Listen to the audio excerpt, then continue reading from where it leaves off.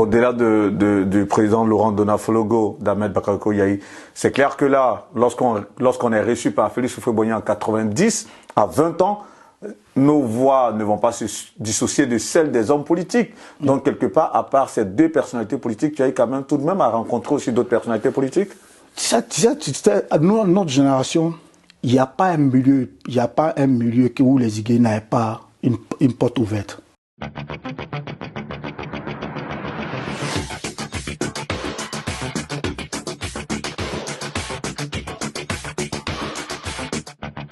Que ce soit le milieu politique, musique, tout et tout. À l'époque, tous les Igué étaient partout.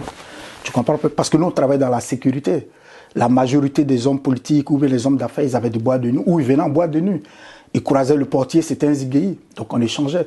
Après ça, on a eu la chance du travail, le vieux Donvoyi. On a eu moi, à l'époque, Charles Boza Donvoyi. On a eu la chance de travailler aussi avec le Nicolas Kondiagbal, ancien ministre du Commerce à Beauville. Donc voilà. Et après ça, moi à Bobo, comme je viens de la Bobo, après ça c'est une partie de ma vie. Je viens de la rue à Bobo. À un moment, j'avais mis un collectif de rap qui s'appelait Le Fondi. Et quand la crise s'est éclatée, et nous, on avait fait l'effort de paix. Et à l'époque, c'était la première dame Simone Babou qui était députée d'à Bobo. Elle m'a reçu après. Et je suis parti avec des amis. Donc, on a gardé de bons rapports entre mère et fils.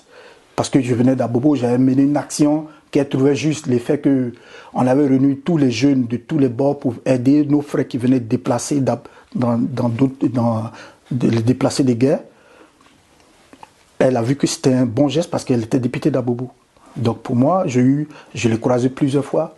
C'est une dame que je trouve... je ne sais pas comment dire ça, pour ne pas que les gens... Je ne fais pas sa pub, mais je trouve, pour moi... Non, mais tu exprimes ce que tu as, pu vivre avec elle.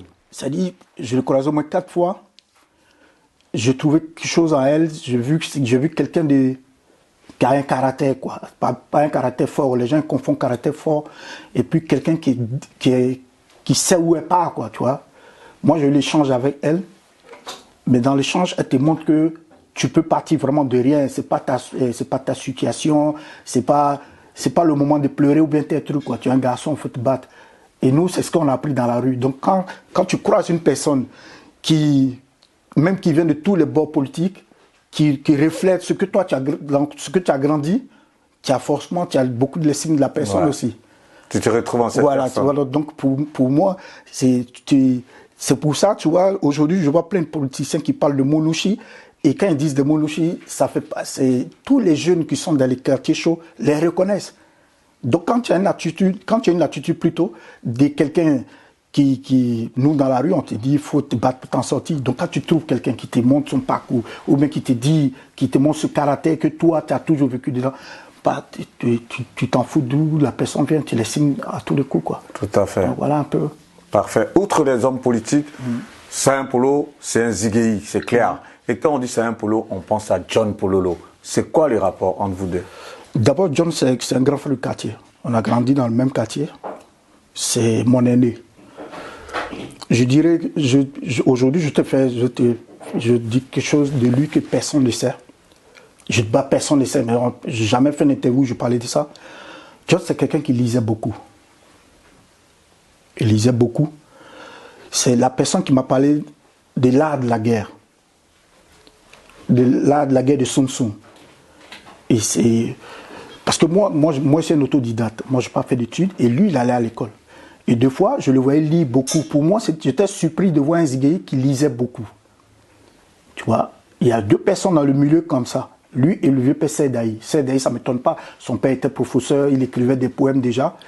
Mais John, ce côté, il y a plein de personnes qui ne savent pas. Il lisait Machiavel, il lisait l'art de la guerre de Sun Tzu. Donc, ce n'était pas la personne qu'on voit qui savait lancer un coup de pied, il ne s'arrête pas à ça. Mais c'est son jardin secret qui, moi, il m'a ouvert les portes pour me parler de ça, tu vois.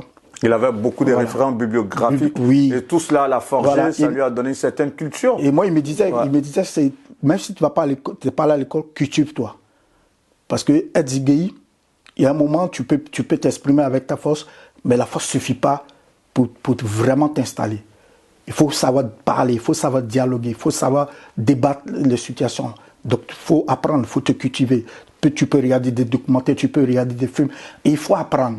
C'est parce qu'il t'a autant inspiré que tu t'es fait appeler Saint Polo, ou le nom Saint Polo vient de quoi? Non, en fait, le nom Saint Polo, c'est un autre vieux père qui m'a donné ça, Jassé. Saint, c'est mon nom Obé. Ok. C'est le nom de mon ancêtre que ma mère m'a donné. Mais Polo, c'est l'un de mon vieux père, Jassé, qui m'a mis ça. Parce que pour lui, il trouvait que John m'aimait beaucoup. Et le nom est venu, c'est le jour, père à son âme, Wampi, le père Arafat, qui m'estimait beaucoup. À ce moment où je bossais chez Fologo, je venais chez lui pour manger les midis. Et un jour, il m'a vu, il m'a dit, comme toi, tu es beaucoup connu, il savait bien que tu dis à ton gars, John, faites un album, tout et tout. Comme façon Konya a fait pour RS, tout et tout, vous pouvez faire. Moi, ça ne m'intéressait pas au départ. Et un soir, John vient me dire, il y a John Jay aussi qui lui a dit ça. John Jay, l'animateur. C'est ça. Et comme ça, on croise John Jay, on croise Wampi. Et c'est comme ça qu'on a eu le projet de faire notre album. Le morceau qui est sorti, il y a Foye, Tassaba, tout et tout. Donc, voilà. Ouais. Et donc, dans ce coup, Jassé a dit, bon, comme c'est un groupe, il y a Pololo, toi, tu vas mettre un Polo dessus. Sinon, au départ, moi, à Bobo, on m'appelait Saint ou le Dougoutigui. Voilà. C'est comme ça le nom est venu. Polo, c'est mon vieux père Jassé qui a mis ça. Quoi. Ah, super. Ouais. Malheureusement, John Pololo, il nous a quittés, je crois, en 99. Non, pas 99, c'est quand le coup d'État, la période... en 99. 99, ouais, coup d'État. Voilà. Ouais. Cette mort, il y a un mystère, tout un mystère. Si toi, tu dois lever le mystère autour de cette mort, tu dirais quoi? Moi, je ne veux pas cacher le truc, c'est politique, la mort de John. Parce que notre rencontre avec Oufoué, ça ne plaisait pas à tout le monde. Il faut être clair, quoi. Ça ne plaisait pas à tout le monde. Au départ, nous, on était innocents. On pensait, parce que cette rencontre, ce n'est pas nous qui avons demandé, c'est Oufoué qui a demandé. Et il y avait une armée au pays, peut-être l'effet que Oufoué appelle des gens qui, pour eux, c'est des gens de la rue, c'est un affront vis-à-vis d'eux. Ou bien c'est parce que peut-être eux ils se disaient qu'Oufoué n'avait plus confiance, peut-être. J'imagine. Donc cette rencontre, déjà comme je te dis, à la première rencontre, tous les généraux étaient là. Et quand il y a eu, avant le coup d'État, quand le vieux est décédé, Bédié a continué à payer l'argent qu'Oufoué payait aux Iguéis. Mais Bédié n'avait pas le même rapport avec les Iguéis. C'est ce que les gens ne savaient pas. Donc quand il y a eu le coup d'État, du coup, les militaires se sont mis dans la tête qu'il y a un pouvoir qui est dans la rue, que les politiciens payaient tout et tout, chacun écrivait tout ce qu'il disait. C'est vrai ou faux, chacun disait. Donc vous étiez devenu quelque part des personnes à abattre. Donc déjà, dans la tête de tous les Ivoiriens, si on doit faire la liste de tous les Iguéis, le plus connu c'est qui? C'est John. On commence par lui. La preuve est là, parce que si c'était que lui, il y a eu une suite. Les gens savent qu'il y a plein de gars qui sont morts. Je ne vais pas dire il y a que non, mais il y en a plus qui sont morts. Parce qu'ils viennent, c'est des Iguéis. Et il y a la majorité, il y a d'autres qui sont morts. Par exemple, je donne le nom d'un vieux père qu'on appelle Satana, qui était dans le transport et n'était même plus dans la rue. Mais il a été tué. Tu vois, donc ça a été des règlements de compte après.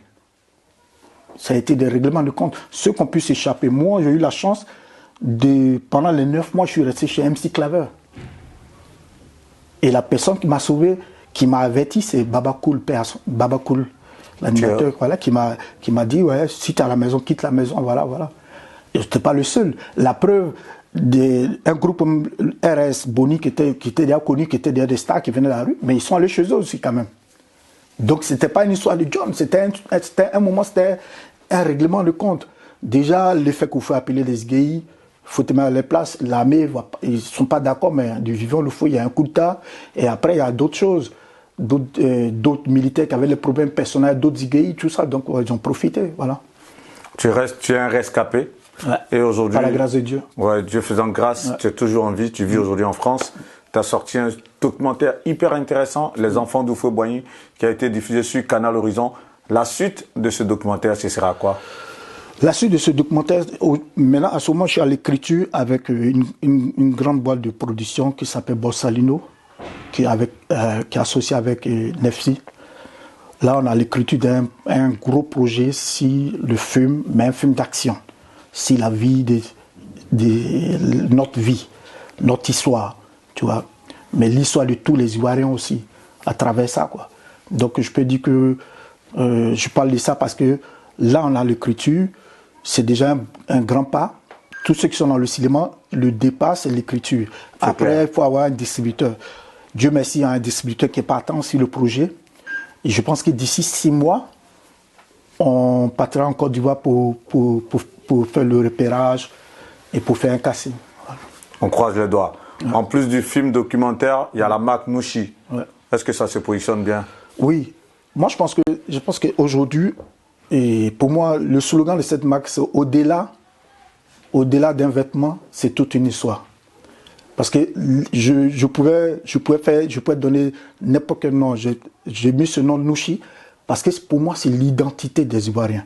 C'est une richesse culturelle forte. Mais ce qui est bizarre, nous les Africains, on ne considère pas, on est un peu complexé de ce qu'on crée. Aujourd'hui, c'est que les gens rejettent en Côte d'Ivoire, qui a été créé par les Igéi, tout et tout, se retrouve dans le dictionnaire français. Quelques mots se retrouvent dans le dictionnaire français. Il faut que nos intellectuels réfléchissent.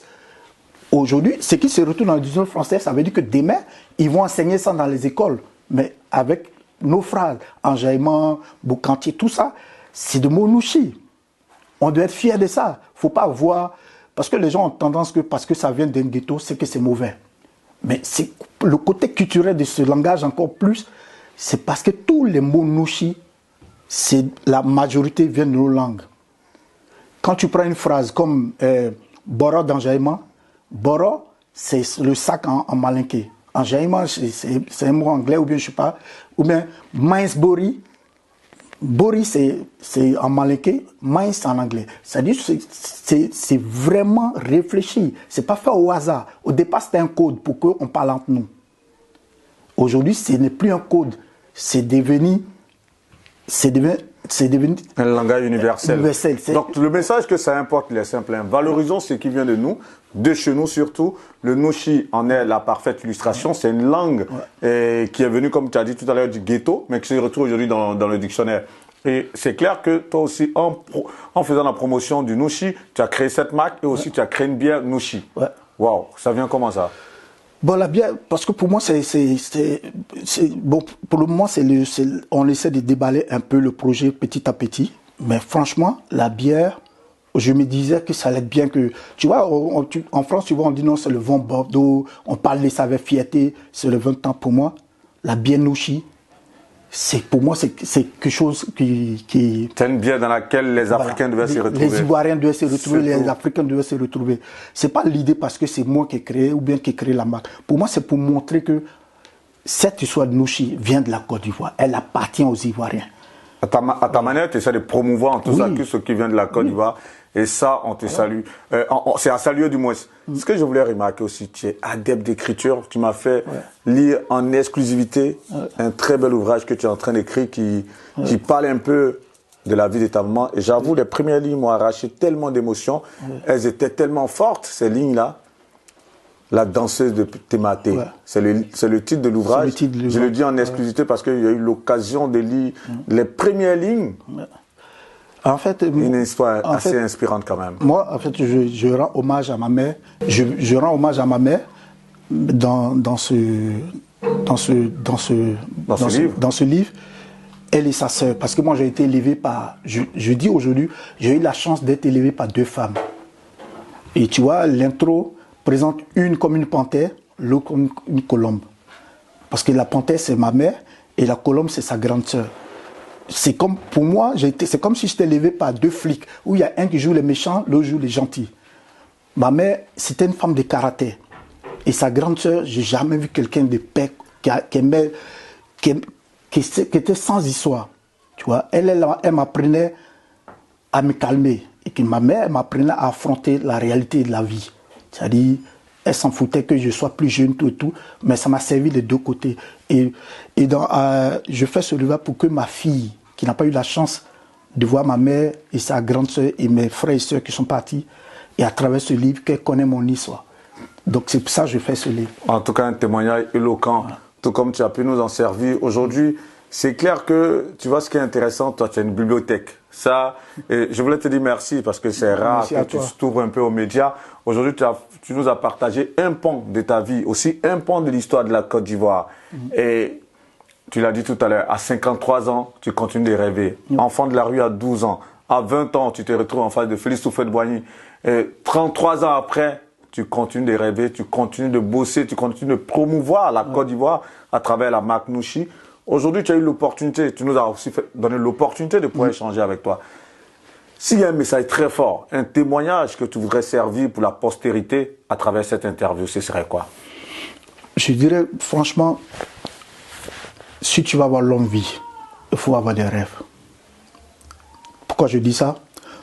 Pour moi, à force de rêver, si tu veux vraiment vivre longtemps, il faut avoir des rêves. Parce que si tu te limites, si tu te satisfais, tu te dis non, je suis arrivé à mon sommet, c'est que tu n'es pas loin de la tombe. Mais si tu décides d'avoir l'envie de vivre longtemps, il faut avoir des rêves. Parce que moi, je connais un Dieu qui a tout créé. Je connais un Dieu qui nous a donné une partie de sa création.